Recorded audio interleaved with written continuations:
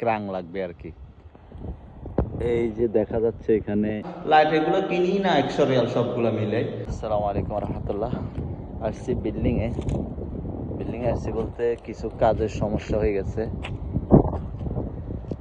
কাজটা মূলত আসলে কারেন্টের মিস্ত্রির, বাট কারেন্টের মিস্ত্রির সাথে এখন বসের একটা ঝামেলা চলতেছে। ঝামেলা বলতে আমি দেখাই, এই যে দেখা যাচ্ছে এখানে তারগুলা, এটা একটা এরপরে গিয়ে আপনার জানলার নিচে এগুলাতে যে লাইটগুলা লাগবে, এখন কারেন্টের মিস্ত্রি বলতেছে সিঁড়ি মানে সিল্লাম দিয়ে লাইটগুলা লাগানো সম্ভব না, ওর জন্য উইন্স লাগবে। উইন্স বলতে ওই যে ক্রাং লাগবে আর কি।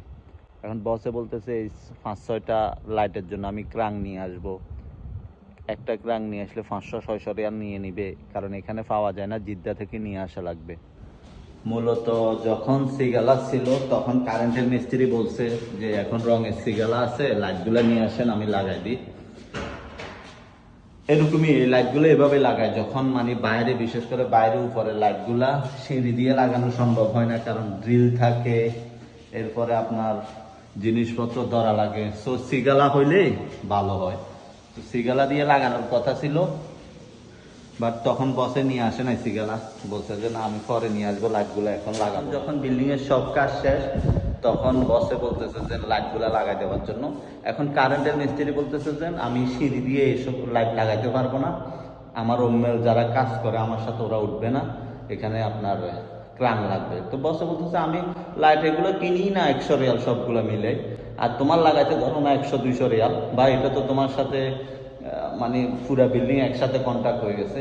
এখন আমি এটার জন্য 500 রিয়াল এক্সট্রা কিভাবে দিব, এটা নিয়ে একটা ঝামেলা চলতেছে কালকে থেকে। কালকে রাত্রেও আমি আসি, একবার বসকে দেখাই গেছি। আমি যদি জানলা থেকে লাইটটা দেখানোর চেষ্টা করি, এই তার এটা এখানে দেখা যাচ্ছে কিনা জানি না, এটা একটা, এরপর উপরে নিচে আরেকটা আছে, উপরে। এখন কালকে রাত্রে বসের সাথে আমার কথা হয়েছে, আমি যখন টুকটাক কারেন্টের কাজ করি আমি ওনাকে দেখাইছিলাম যে এভাবেও লাগানো যাইতে পারে।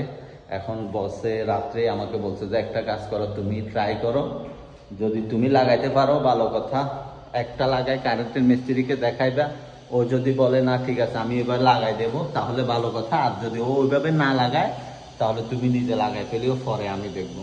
এখন হুকুম যখন করছে করে লাগবে, কিছু করার নাই, কষ্টের এবং জামিলার কাজ। আজা লম্বা